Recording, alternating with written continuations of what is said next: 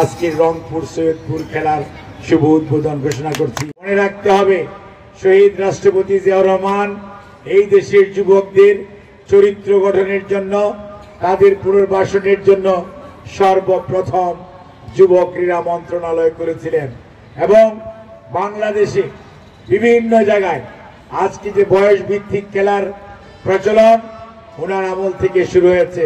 অর্থাৎ এই মানুষটি শুধুমাত্র রাজনীতি করেন নাই, আগামী দিনের ভবিষ্যৎ কিভাবে গড়ে উঠবে, আগামী দিনের ভবিষ্যৎ প্রজন্ম কিভাবে বাংলাদেশের উন্নয়নের জন্য তার দেশকে, তার অঞ্চলকে, তার এলাকাকে সামনের দিকে নেতৃত্ব দিবে, সেজন্য তাদের শিক্ষা জীবন এবং চরিত্র গঠন এসব বিষয়ে সব সময় ভূমিকা রেখেছেন।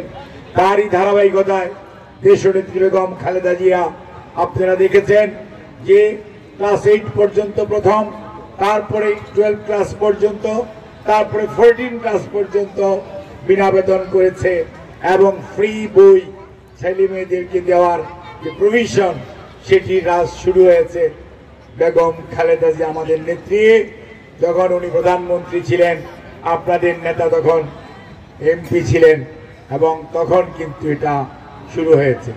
অর্থাৎ বিএনপি শুধু রাজনীতি করে না, বিএনপি দেশ গঠনে, দেশ পুনর্গঠনে, দেশের সকল বয়সের মানুষের মনস্তাত্ত্বিক, সামাজিক এবং পরবর্তীতে আগামী প্রজন্মে আগামী দিনে কিভাবে তারা তাদের দায়িত্ব পালন করবে সেটা জন্য নিরলসভাবে কাজ করছে।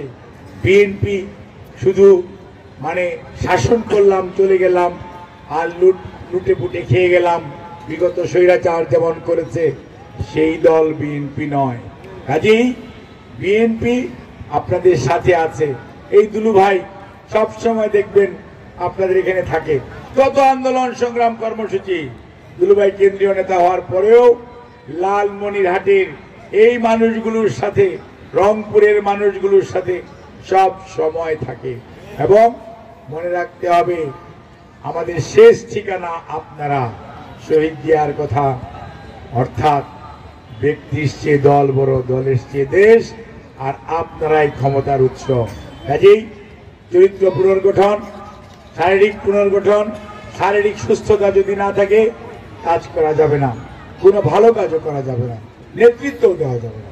কাজেই এই যে শারীরিক সুস্থতা এবং কম্পিটিটিভনেস এবং খেলাধুলার উৎকর্ষতা বৃদ্ধির যে আয়োজন দীর্ঘদিন ধরে চলছে, এটাকে আমি অভিনন্দন জানাই।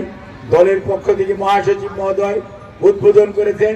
ইনশাআল্লাহ ভারপ্রাপ্ত চেয়ারম্যান ফাইনালের দিন আপনাদের সাথে উপস্থিত থেকে খেলা উপভোগ করবেন। আমরা সবাই এখানে সবাই এই টুর্নামেন্টকে, আমার মনে হয় বাংলাদেশে একমাত্র টুর্নামেন্ট যেটা আনইন্টারাপ্ট অর্থাৎ অবিচ্ছিন্নভাবে বিভিন্ন প্রতিকূলতার মাঝেও আপনারা চালিয়ে গেছেন। সেজন্য আপনাদেরকে অসংখ্য ধন্যবাদ, সংগ্রামী অভিনন্দন, মোবারকবাদ। আজকের খেলা সুন্দর হোক, খেলোয়াড়রা ভালো করুক এবং রেফারিরা তাদের দায়িত্ব সঠিকভাবে পালন করুক। আমরা দর্শকরাও আমাদের দায়িত্ব সঠিকভাবে পালন করবে আশা করে আমি আজকের রংপুর সৈয়দপুর খেলার শুভ উদ্বোধন ঘোষণা করছি।